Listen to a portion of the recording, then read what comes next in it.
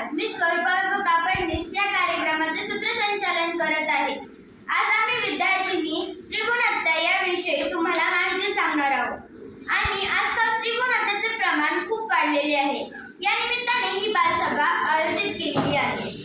स्त्रीगुणहत्या बालसभेचे नियोजन आम्ही इयत्ता 6वी क मधील विद्यार्थिनींनी केलेले आहे. चला तर मग कार्यक्रमाला सुरुवात करूया. सर्वप्रथम मी विद्याला अध्यक्षस्थानाची सूचना द्यायला मंचावर बोलवते.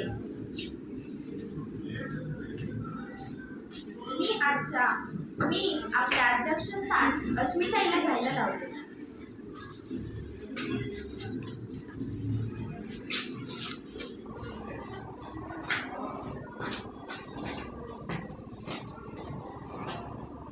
आत्ताच माझ्या मैत्रिणीने अध्यक्षस्थानाची सूचना दिली, त्याला मी अनुमोदन देते. मी शाळेच्या मुख्याध्यापिका, सर्व शिक्षक व आजच्या कार्यक्रमाचे अध्यक्ष यांनी मंचावरती स्थानापन्न व्हावे अशी मी विनंती करते.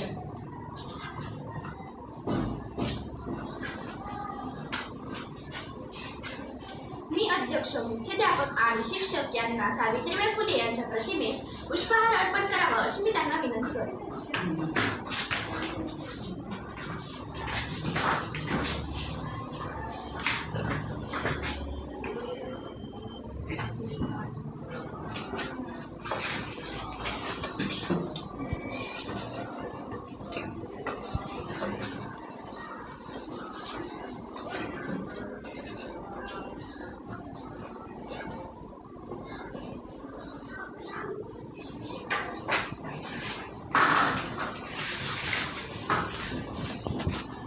स्त्री जन्मा तुझी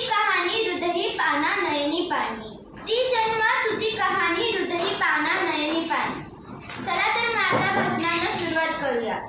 तर मी आता स्त्रीगुणहत्या याविषयी श्रद्धांजली घालायला आपले विचार मांडायला बोलवते. मृदाच्या कळीला तिला अजून जग पाहायचे आहे.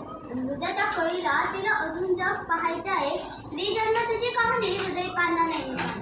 स्त्री जन्म तुझी कहाणी हृदय पाना नयनी पाणी. स्त्रीचे अनेक रूपे असतात. स्त्रीचे अनेक रूपे असतात. पूर्ण विश्वाला व्यापून असलेली स्त्री म्हणजे ईश्वर व आत्मा यांचे मिलन. विश्वनिर्मिती हे सर्व असून सुद्धा स्त्री आपला पण आज स्त्रीच्या बाबतीत मागे वळून पाहिले तर तिची शोकांतिका समोर येते. महाभारताच्या काळापासून तर आजपर्यंत तिचा स्वाऱ्यासाठी वापर केला गेला. म्हणून एवढे बोलून मी माझे भाषण संपवते. जय हिंद, जय करुणा. बेटी बचाओ बेटी पढाओ. धन्यवाद. खूप छान भाषण. धन्यवाद श्रद्धा. देणाऱ्याने देत जावे, घेणाऱ्याने घेत जावे. घेता घेता एक दिवस देणाऱ्याचे हात घ्यावे. आता श्रुती साबळे आपले विचार मांडणार आहे.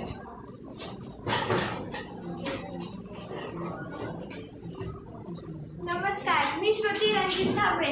मी आज स्त्रीगुणहत्या या विषयावर माझे विचार मांडणार आहे. समाजामध्ये स्त्रीगुणहत्या खूप वाढली आहे.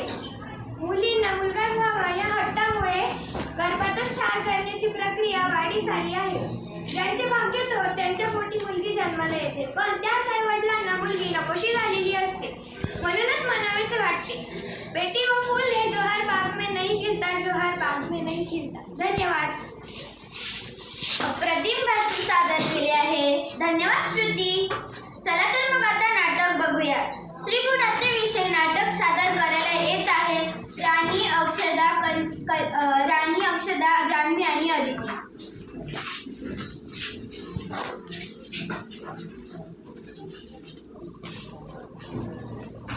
नमस्कार, माझे नाव राणी ज्ञानेश्वर दरेकर. मी या नाटकाचे सूत्रसंचालन करणार आहे. नमस्कार, माझे नाव अदिती. मी या नाटकात मुलीचा रोल घेतलेला आहे. नमस्कार, माझे नाव जान्हवी मानकिवे. मी या नाटकात एका मुलाचा रोल घेतला आहे. नमस्कार, माझे नाव अक्षरा बजाज. मी या नाटकात मुलाचा रोल घेतला आहे. चला तर मग नाटकाला सुरुवात करू. अरे ही बघ ती मुलगी, आपण त्या मुलीचा छेड काढूया. चल मग.